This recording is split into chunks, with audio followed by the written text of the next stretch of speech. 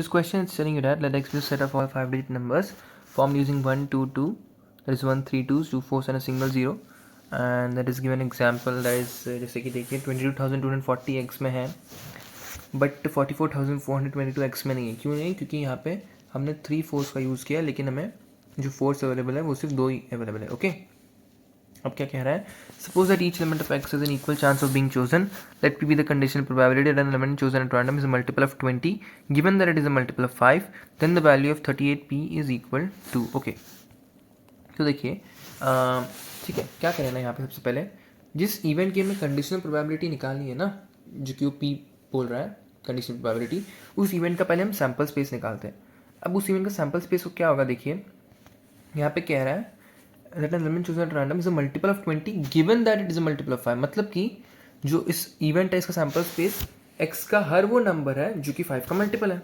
मतलब हर वो 5 digit number जो सेट x में है जो कि 5 का मल्टीपल है वो इस इवेंट का सैम्पल स्पेस है। तो चलिए आइए सैम्पल स्पेस लिख लेते हैं। पहले कैसे लिखें ये देखिए, मतलब सैम्पल स्पेस निकाल लेते, सॉरी कितने एलिमेंट्स है सैम्पल स्पेस में। तो मैं क्या करता हूँ 5 डैश बना देता हूँ to count the number of 5 digit numbers in X which are multiple of 5। Okay, अब क्योंकि ये नंबर 5 का मल्टीपल है मतलब लास्ट डिजिट या तो 0 होगा या तो 5 होगा। अब लास्ट डिजिट 5 हो नहीं सकता क्योंकि x के सेट में लास्ट डिजिट 5 आना पॉसिबल नहीं है। तो लास्ट डिजिट आपका क्या हो गया, 0 आ गया, तो लास्ट डिजिट तो आपका फिक्स हो गया। ठीक है, और क्योंकि ये नंबर क्या है 5 का मल्टीपल है ना, हम बेसिकली इवेंट का सैम्पल स्पेस निकाल रहे हैं। ठीक है, ये नंबर है आपका मल्टीपल ऑफ 5। इसका मतलब हमें इन बस 4 गैप्स को भरना है ना। कौन से नंबर से? ये वाले नंबर से 1 3 2s एंड 2 4s। ठीक है, इन नंबर से हमें इन 4 गैप्स को भरना है और इस यही बेसिकली हमारा इस जितने भी नंबर्स इन 4 गैप्स में भरेंगे वही हमारा बेसिकली सैम्पल स्पेस होगा। तो देखते हैं कितने नंबर्स हम बना सकते हैं। चलिए क्या करना पड़ेगा, हमें केसेस बनाने पड़ेंगे। पहले हमें सेलेक्ट करना पड़ेगा कि इन 6 में से हम कितने 4 नंबर सेलेक्ट कर सकते हैं कितने अलग तरीक़ों से, फिर उन 4 नंबर्स को हमें अरेंज भी करना पड़ेगा। तो पहले क्या करते हैं, सेलेक्ट कर लेते हैं फिर अरेंज कर लेते हैं क्विकली। ठीक है, तो चलिए आइए देखते हैं। पहला केस देखिए, पहले केस में मैं क्या करता हूँ ना, अब मैं यहाँ पे क्या कर रहा हूँ, पहले सेलेक्ट करूँगा फिर अरेंज करूँगा। तो पहले केस में क्या करता हूँ, मैं 3 अलाइक नंबर सेलेक्ट कर लेता हूँ और एक डिफरेंट नंबर सेलेक्ट कर लेता हूँ। ठीक है, ये देखो 3 अलाइक प्लस 1 डिफरेंट है ना। इन ग्रुप ऑफ नंबर्स में से मैं 3 अलाइक नंबर्स, मतलब 3 अलाइक नंबर सेलेक्ट करने के कितने तरीके मेरे पास, एक ही तरीका है। दैट इज़ मैं 3 2 सेलेक्ट कर लेता हूँ और एक डिफरेंट मतलब 1 या 4 में से कोई एक चूज़ कर लूँगा। समझे ना? तो 3 अलाइक चूज़ करने के तो कितने तरीके हैं, देखो एक ही तरीका है। तो 1 और एक डिफरेंट चूज़ करने के 1 या 4 में से कोई एक, तो 2C1। ये कितने आ गया आपके पास 2। अच्छा, अब हम इनको अरेंज भी तो करना पड़ेगा ना। ये तो आपने खाली सेलेक्ट किया, अब अरेंज कैसे करें देखो, आपको पता होगा ये कि जब आपको m में से जब आपको m चीज़ें अरेंज करनी होती है जिनमें से n चीज़ें सेम होती है, तो उसको अरेंज करने के कितने तरीके होते हैं, m factorial by n factorial. आपने पढ़ा होगा PNC में। ठीक है, तो इसको अरेंज करने के कितने तरीके होंगे, देखो 2 इंटू टोटल नंबर्स कितने 4, तो 4 फैक्टोरियल। अब इसमें से अलाइक कितने 3, तो 2 इंटू 4 फैक्टोरियल बाई 3 फैक्टोरियल। तो ये कितने आ जाएंगे टोटल नंबर्स, मतलब टोटल कितने तरीके से मैं इसे अरेंज कर सकता हूँ, 8 तरीक़ों से। ठीक है, अब वैसे ही बाकी केसेस बना लेंगे और अरेंज करके काउंट कर लेंगे इसका सैम्पल स्पेस। तो चलिए क्विकली देख लेते हैं। अब सेकेंड केस में मैं क्या कर सकता हूँ, देखो 2 अलाइक चूज़ कर सकता हूँ है ना। जैसे 3 अलाइक चूज़ किया, वैसे मैं 2 अलाइक चूज़ कर सकता हूँ इस बार, और बाकी 2 नंबर्स डिफरेंट हो जाए, 2 नंबर सेम हो जाए और 2 नंबर्स डिफरेंट हो जाए। तो 2 अलाइक प्लस 2 डिफरेंट। ठीक है, अब 2 अलाइक चूज़ करने के कितने तरीके, 2 तरीके, या तो मैं 2 2 चूज़ कर लूँ या तो 4 4 चूज़ कर लूँ, तो 2C1। और 2 डिफरेंट चूज़ करने के कितने तरीके, अगर मान लो मैं 2 अलाइक चूज़ करूँगा, मतलब मान लो मैं 2 2 चूज़ करूँगा तो 4 4 बच जाएगा। तो 2 डिफरेंट चूज़ करने का भी एक तरीका बच जाएगा ना, सॉरी 2 डिफरेंट चूज़ करने का भी मेरे पास 2 तरीका हो जाएगा। ठीक है, क्योंकि एक जैसे देखो फिर समझाता हूँ, जैसे मान लो मैंने 2 अलाइक में 2 2 चूज़ किया पहले, तो आपके पास 1 और 4 4 बच गया। अब मुझे 2 डिफरेंट चूज़ करने हैं ना, अब 2 डिफरेंट चूज़ करने हैं, तो सॉरी मैंने गलत लिख दिया, 2 डिफरेंट चूज़ करने हैं तो मुझे 1 और 4 दोनों को चूज़ करना है। मतलब मेरे पास एक ही तरीका है ना, दैट इज़ 2 डिफरेंट में एक ही तरीके से चूज़ कर पाऊंगा 2 अलाइक चूज़ करने के बाद। तो मेरे पास फिर से सेलेक्ट करने के 2 ही तरीके होंगे। अब हमने सेलेक्ट कर लिया, अब इसे क्या करना पड़ेगा, अरेंज। तो चलिए अरेंज कर लेते हैं। अरेंजिंग कितने हो जाएंगे, देखो 2 इंटू नंबर्स 4 है तो 4 फैक्टोरियल, अलाइक कितने इसमें से 2 है, 2 फैक्टोरियल से डिवाइड कर देंगे। ये हो जाएगा आपका 24, ठीक है। ओके, अब और एक केस बन सकता है क्या? देखो आपने 2 अलाइक ले लिया, 2 डिफरेंट ले लिया, 3 अलाइक ले लिया, 1 डिफरेंट ले लिया। अब चारों डिफरेंट तो हो नहीं सकते, है ना, क्योंकि नंबर्स के हमारे पास वैरायटी कितने, 3 है, 1, 2 और 4, तो चारों डिफरेंट तो हो नहीं सकते। तो कौन सा केस बच गया, सोचो। क्या करूँ, 2 अलाइक चूज कर लूँ और फिर से 2 अलाइक चूज कर लूँ, मतलब कि 2 नंबर्स अलाइक हो और बाकी 2 नंबर्स भी अलाइक हो, बट पहले वाले से अलग हो, है ना, जो पहले आपने 2 अलाइक चूज किया उससे अलग हो। तो चलो लिख देते क्विकली। केस 3 में क्या लिखोगे, 2 alike plus 2 alike of another kind, okay, plus 2 alike of another kind में लिख लेना, वो सेल्फ एक्सप्लेनेटरी है। अब देखना इसको चूज करने कितने तरीके हैं। 2 अलाइक चूज कर लो और फिर से 2 अलाइक चूज करो, मतलब कि आपके पास कितने तरीके होंगे, खुद सोचो। 2 अलाइक चूज करने का आपके पास एक ही तरीका है ना, सॉरी 2 अलाइक और 2 अलाइक चूज करना ना आपको, इसका मतलब आप क्या चूज कर पाओगे, 2 2 4 4, बस यही तो आपके पास चॉइसेस है, बाकी कोई चॉइस ही नहीं है। तो आपके पास सेलेक्ट करने के कितने तरीके, एक ही तो तरीका है। तो सेलेक्ट करने का हो गया स्पेस आपके पास एक तरीका। अब अरेंज कर दो इसको।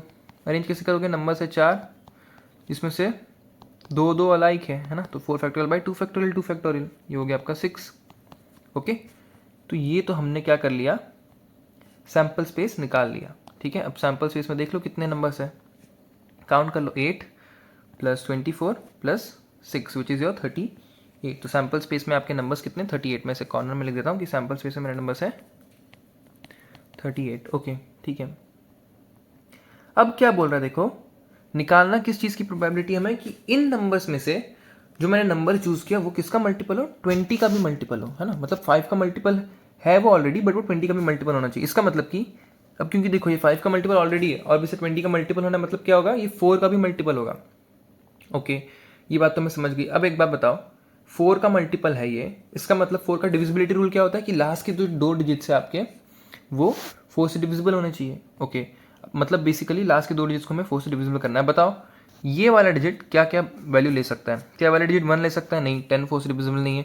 क्या ये वाला डिजिट 2 ले सकता है, हाँ 2 ले सकता है। क्या ये वाला डिजिट 4 ले सकता है, हाँ 4 भी ले सकता है क्योंकि 40 भी 4 से डिविजिबल है। क्या ये वाला डिजिट 0 ले सकता है, नहीं ले सकता क्योंकि 0 तो हमारे पास एक ही है। तो ये वाला डिजिट कितने तरीकों से भर सकता है, 2 तरीकों से भर सकते हैं ये वाले डिजिट को। तो मैं फिर से 2 केस बनाने पड़ेंगे, ठीक है। पहले मैं इस डिजिट को 2 से भरूंगा, फिर 4 से भरूंगा, फिर मैं again total numbers of possible numbers count करके हमारा प्रोबेबिलिटी निकाल दूंगा, ठीक है। देखते हैं, चलिए आइए। अब मैं पहले क्या करता हूँ, केस 1 लेता हूँ, मतलब पहले अब मैं क्या कर रहा हूँ, केस 1 अगेन लेता हूँ, ठीक है। इस बार मैं क्या कर रहा हूँ, मल्टीपल्स ऑफ 5 निकाल रहा हूँ, ठीक है। तो मैं लिख देता हूँ, सॉरी मल्टीपल ऑफ 20 निकाल रहा हूँ ना, तो मल्टीपल ऑफ 20 निकाल रहा हूँ इस बार, ओके। इसमें देखो केस 1, केस 1 में क्या बोलूँ मैं कि मान लो मैंने 4 डिजिट को डाल दिया 2 और लास्ट डिजिट तो आपका 0 फिक्स ही है, ओके। अब देखना, अब मेरे पास कितने ऑप्शंस है इन 3 नंबर्स। अभी मुझे क्या करना है, देखो इन 5 नंबर्स में से, देखो मैंने 1 2 तो यूज़ कर लिया ना, 3 2 थे तो उसमें से 1 2 तो यूज़ कर लिया, तो 1 2 2 4 4। अब इन 5 नंबर से मुझे ये 3 गैप्स को भरना है, ठीक है। तो अगेन वही करना पड़ेगा, फिर से केसेस बनाना पड़ेंगे। तो पहला केस देखो क्या करूँ, 2 अलाइक नंबर से भर दूँ और एक डिफरेंट नंबर से भर दूँ। तो इसको सेलेक्ट करने कितने और तरीके होंगे, देखो 2 अलाइक चूज़ करना है, मतलब देखो मेरे पास 2 तरीके के 2 अलाइक नंबर्स है ना, तो 2C1 और एक डिफरेंट चूज़ करना है, मतलब फिर से 2C1। तो ये कितना हो गया देखो 4, अच्छे। अब इसे अरेंज कर दो क्विकली, अरेंजिंग, ठीक है। कितना हो गया 4 इंटू टोटल नंबर से 3 फैक्टोरियल, सॉरी टोटल नंबर से 3 और इनमें से सेम कितने 2, तो 2 फैक्टोरियल से डिवाइड कर दूंगा, है ना। तो ये हो गया आपका 12, इसके हो गया आपके पास 12 वेज, मतलब 12 वेज हो गया ना, हाँ नंबर्स, टोटल नंबर्स हो गए 12 जब मैंने ये वाला केस लिया तो, ओके। अब बी देखो, बी में क्या हो सकता है, 2 अलाइक और एक डिफरेंट हो गया, तीनों अलाइक हो सकता है क्या, नहीं, क्योंकि 3 अलाइक का तो हमारे पास कोई नंबर है ही नहीं, हमारे पास 2 ही 2s है और 2 ही 4s है। अब लास्ट क्या बच गया, तीनों डिफरेंट हो जाए, है ना। चलो देख लेते हैं, 3 डिफरेंट चूज़ करने का कितना तरीका, एक ही तरीका है, 1 2 4, और एक ही तरीका चूज़ करने का है। अब क्योंकि तीनों अलग अलग है तो उसको अरेंज करने का कितना तरीका हो गया, 1 इंटू 3 फैक्टोरियल, मतलब 3 फैक्टोरियल विच इज़ योर 6, ठीक है, ओके। तो ये तो हमने केस 1 कर लिया, केस 1 को हमने क्या कर दिया, निपटा दिया। अब केस 2 को निपटाते चलो, जो कि हमारा लास्ट केस भी है। इसमें क्या ले रहा हूँ मैं, 4 डिजिट को 4 ले रहा हूँ, है ना, और लास्ट डिजिट तो आपका 0 फिक्स ही है। तो देखो इसमें भी बनाते हैं फिर से केसेस। अच्छा इस बार आपके पास कौन कौन से नंबर है, देखो 1 3 2s है और एक ही 4 है, क्योंकि आपने तो एक 4 क्या कर लिया, यूज़ कर लिया। पहला केस तो आपको सिंपली क्या दिख रहा होगा, 3 अलाइक, तीनों के अलाइक ले लो, दैट इज तीनों 2 ले लो। इसको सेलेक्ट करने का भी एक ही तरीका है और अरेंज करने का भी एक ही तरीका होगा, क्योंकि सबके सब सेम होंगे, तो यहाँ पे तो 1 आ जाएगा सिंपली। ओके, आइए दूसरा केस क्या होगा कि 2 अलाइक ले लूँ और एक डिफरेंट ले लूँ, 2 अलाइक और एक डिफरेंट ले लूँ, ठीक है। तो देखो इसको चूज़ करने का, अगेन अलाइक चूज़ करने का तो मेरे पास हमेशा भी एक ही तरीका है, क्यों, क्योंकि अलाइक वाला सेट सिर्फ 2 ही है। तो अलाइक चूज़ करने का एक तरीका और डिफरेंट चूज़ करने का 2 में से एक तरीका, दैट इज 2C1। तो ये तो हो गया आपका 2। अब इसे अरेंज कर दूंगा मैं, तो देखो 2 इंटू टोटल नंबर्स कितने 3, तो 3 फैक्टोरियल, इसमें से अलाइक कितने 2, तो डिवाइडेड बाई 2 फैक्टोरियल, ये हो गया आपका 6। ओके, अब लास्ट केस ही होगा मेरे हिसाब से, क्योंकि तीनों अलाइक तो हमने ले लिया है, 2 अलाइक एक डिफरेंट भी ले लिया। हाँ, अब एक लास्ट तरीका क्या होगा, देखो कि मैं तीनों डिफरेंट ले लूँ अगेन।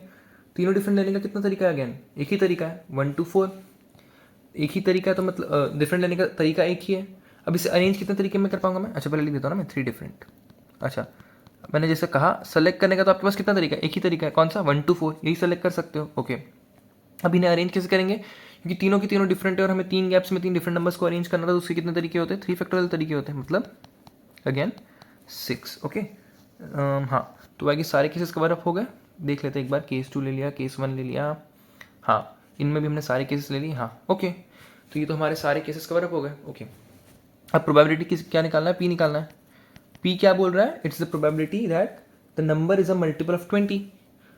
ओके, मल्टीपल ऑफ 20 है, इसका मतलब फेवरेबल आउटकम्स काउंट कर लो। तो ये देखो, इधर 6, इधर 6 12, इधर 1 13, इधर 6 19 और इधर 4, होल्ड ऑन, देखो इधर 4, सॉरी इधर 12 है ना, हाँ ये मिस्टेक हो गई, देखो इधर 12 ये है ना टोटल, ये तो सेलेक्ट किया हुआ था ना, ये अरेंज किया हुआ 12, इधर 6 18, इधर एक 19, इधर 6 तो 25 और इधर 6 तो 31। ओके, तो फेवरेबल आउटकम्स हो गए आपके 31। हमने सैम्पल स्पेस में कितने एलिमेंट्स निकाले थे यहाँ पे देखो 38, तो आपका कंडीशनल प्रोबेबिलिटी पी कितना आ गया 31/38। पूछा क्या है उसने, आई गेस उसने पूछा है क्या पूछा है, 38 पी का वैल्यू पूछा है, तो यहाँ से निकाल लो, तो बताने की जरूरत नहीं, बट फिर भी 38 पी की वैल्यू क्या हो गई आपकी 31, which is A final answer. Thank you.